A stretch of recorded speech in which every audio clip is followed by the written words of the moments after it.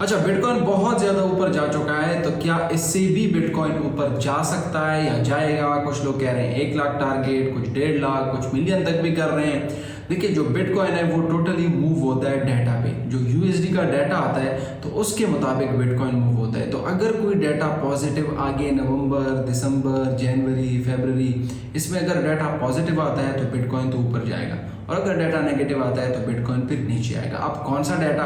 देखिए, जो NFP figures है उस पर आपने खास नज़र रखनी है कि अगर एनएफपी के फिगर्स बेटर देन एक्सपेक्टेड आते हैं और इसी तरह सीपीआई के फिगर्स भी कम आते हैं तो ये बिटकॉइन के लिए पॉजिटिव है, क्योंकि लोगों को जॉब्स मिल रहे हैं, प्लस इन्फ्लेशन फिगर्स जो है वो कम हो रहे हैं, 2% के टारगेट की तरफ जा रहे हैं। तो ये बिटकॉइन के लिए पॉजिटिव है, बिटकॉइन ऊपर की तरफ जा सकते हैं। और इसके अलावा बिटकॉइन को प्रिडिक्ट करने के लिए आपने देखना है फेडरल रिजर्व को। फेडरल रिजर्व पे हमने 2-3 वीडियोस बनाई है, अगर किसी को नहीं पता कि कैसे ट्रेड करते हैं वो हमारे यूट्यूब चैनल में वो आप देख सकते हैं। तो फेडरल रिजर्व अगर ज़्यादा कटिंग करता है, से फॉर 50 बीपीएस कट आते हैं, 75 बीपीएस कट आते हैं और बहुत ज़्यादा कटिंग साइकिल की तरफ चले जाते हैं, तो ये भी पॉजिटिव है। बिटकॉइन के लिए जो परफेक्ट इन्वायरमेंट है वो ये होगा कि अगर सीपीआई के फिगर्स 2% के करीब रहते हैं, ठीक है, और इसके अलावा एनएफपी के फिगर्स बेस्ट आते हैं और इसी तरह फेडरल रिजर्व भी कटिंग साइकिल की तरफ जाता है, तो ये बिटकॉइन के लिए पॉजिटिव है।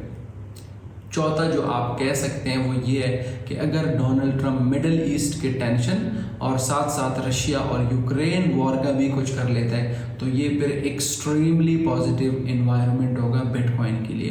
तो 4-5 चीज़ें आपने नोट करनी है। फर्स्ट, आपने एनएफपी को देखना है। सेकंड, आप सीपीआई के फिगर्स। Third, central bank. और फोर्थ जो है वो मिडिल ईस्ट टेंशन। अभी क्या करें? मेरे ख्याल से अभी तो बहुत टॉप पे निकल चुका है, अभी बाइंग करने की मेरे ख्याल से कोई अपॉर्चुनिटी नहीं बनती, क्योंकि बहुत टॉप पे है। हाँ, अगर ये फिगर्स आते हैं, एफओएमसी कटिंग साइकिल की तरफ जाता है, 25 बीपीएस के बजाय 50 बीपीएस काटता है, और इसी तरह एनएफपी के फिगर्स आते हैं तो ये पॉजिटिव होगा बिटकॉइन के। अच्छा, नेगेटिव क्या हो सकते हैं? अगर सेंट्रल बैंक 25 बीपीएस बिल्कुल काटता ही नहीं है, सेंट्रल बैंक बिल्कुल कटिंग साइकिल की तरफ जाता ही नहीं है, और एनएफपी के फिगर्स भी बहुत ज़्यादा ख़राब आते हैं, सीपीआई के फिगर्स वहीं पे खड़े रहते हैं या थोड़े बहुत ऊंचे हो जाते हैं, ज़्यादा हो जाते हैं सीपीआई के फिगर, और मिडिल ईस्ट का टेंशन भी ख़त्म होने की बजाय थोड़ा ज़्यादा होता है, तो ये फिर नेगेटिव है बिटकॉइन के लिए। फिर बिटकॉइन 70, 60, 50, इवन $40,000 तक आ सकता है। तो ये टोटली डिपेंड करता है डाटा पे। मैं आपको एनएफपी के फिगर्स कोई 3-4 महीने के एनएफपी और सीपीआई के फिगर्स और सेंट्रल बैंक का मीटिंग निकालता हूँ, स्क्रीन पे आपको दिखाता हूँ कि कैसे बिटकॉइन ने एनएफपी, सीपीआई और फेडरल रिजर्व को फॉलो किया। अच्छा, यहाँ पे देखिए, अगर हम अगस्त से स्टार्ट ले ले सेफ और हम अगस्त का एनएफपी फर्स्ट ऑफ ऑल निकालते हैं। यहाँ पे देखिए, अगस्त का एनएफपी हमारे पास एक्सट्रीम नेगेटिव आया है और उस वक्त बिटकॉइन ट्रेड हो रहा था तकरीबन, यहाँ पे देखिए, 2 अगस्त फ्राइडे 5 बजे का मैंने चार्ट ओपन किया और यहाँ पे भी अगर हम देखें तो ये 2 अगस्त 5:30 बजे का वो है। ठीक है, सिंपली बिटकॉइन 64,000 पे ट्रेड हो रहा था और सीधा आके 48,000 पे आ गया था। क्यों? क्योंकि एनएफपी की वजह से बिटकॉइन नीचे आया था। फिर उसके बाद 14 अगस्त को हमारे पास सीपीआई के फिगर्स आए। ठीक है, जैसे ही अगर आप यहाँ पे 14 अगस्त का चार्ट खोल लें, ठीक है, तो 14 अगस्त में हमारे पास सीपीआई के फिगर्स आए। अब देखिए वो खराब आए हैं, ठीक है, 2.9, ये एज एक्सपेक्टेड है लेकिन ये खराब आए हैं। जैसे ये खराब आए हैं तो यहाँ पे मार्केट ने थोड़ा सा डाउन किया, फिर उसके बाद सीधा बुलिश ट्रेंड जो है वो उसने पकड़ लिया। उसके बाद अगर आपको याद हो, 6 सितंबर को हमारे पास जो एनएफपी आई थी वो खराब आई थी, लेकिन इतनी खराब खैर नहीं कह सकते, लेकिन थोड़ी बहुत खराब आई थी। अगर आप 6 सितंबर का ओपन कर लें तो देखिए ये 1,42,000 एक्सपेक्टेड 1,64,000 था ये, लेकिन ये 1,42,000 आया। तो 6 सितंबर को तकरीबन यहाँ पे मार्केट, अगर हम एग्जैक्ट वो कैंडल निकाले ये वाली, तो मार्केट थोड़ा बहुत नीचे आया लेकिन उसके बाद रिवर्स, क्योंकि एनएफपी इतनी खराब नहीं आई थी, थोड़ी बहुत खराब आई थी, और 55,000 से बिटकॉइन $52,000 पे चला गया था। अच्छा, ये भी हो गया, 6 सितंबर भी हो गया। 6 सितंबर के बाद अगर आपको याद हो, 11 सितंबर को हमारे पास सीपीआई के फिगर्स आए। 11 सितंबर को सीपीआई के फिगर्स अगर आप यहाँ पे देखें तो ये डाटा जो है वो रिलीज हुआ है, और 11 सितंबर के बाद आप देखिए सीधा मार्केट ऊपर की तरफ चलना शुरू। फिर उसके बाद 19 सितंबर को आपको पता है बैंक रेट कट गया, फेडरल रिजर्व की मीटिंग थी। ठीक है, 19 सितंबर का डाटा अगर आप निकालें, 18 सितंबर पे चले जाए, क्योंकि ये रात 11 बजे होती है ये एफओएमसी की मीटिंग 18 सितंबर। और 18 सितंबर के बाद देखिए 18 सितंबर, सॉरी ये मैंने 11 सितंबर खोला है।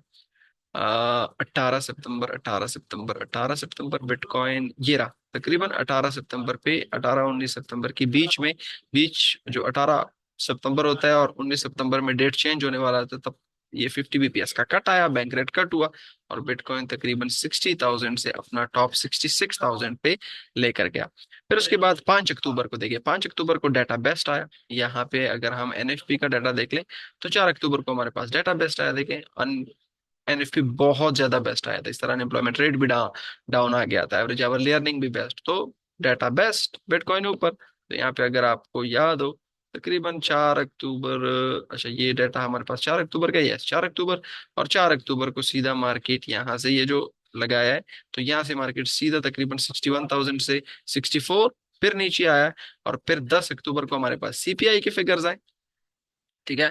तकरीबन 10 अक्टूबर को हमारे पास 11 सीपीआई के फिगर्स आने के बाद क्रिप्टो सीधा यहाँ पे थोड़ा बहुत डाउन आया, लेकिन चूंकि बैंक रेट कट हो गया था, अगस्त के सीपीआई फिगर्स थोड़े खराब आए थे, सितंबर के भी थोड़े बहुत बेस्ट आप कह सकते हैं आए हैं, फिर अक्टूबर के भी बेस्ट आए हैं, तो उसकी वजह से मार्केट ऊपर जा रहा है।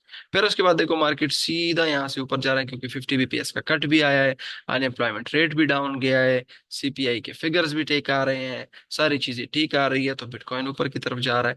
फिर यहाँ पे उसने तकरीबन अपना जो टॉप है वो 73,000, और जैसे ही यूएस इलेक्शन हुआ उसके बाद बिटकॉइन ने अपनी वो पकड़ी। अब मजीद क्या हो सकता है, मजीद आज हमारे पास एफओएमसी की मीटिंग है, अगर ये 25 बीपीएस के बजाय 50 बीपीएस काटते हैं, ठीक है, तो ये एक्सट्रीम पॉजिटिव होगा बिटकॉइन के लिए। इसी तरह हमारे पास नेक्स्ट सीपीआई के जो फिगर्स हैं नेक्स्ट वीक को, वो भी बहुत ज्यादा डाउन आते हैं, तो भी उसके लिए बिटकॉइन के लिए पॉजिटिव है।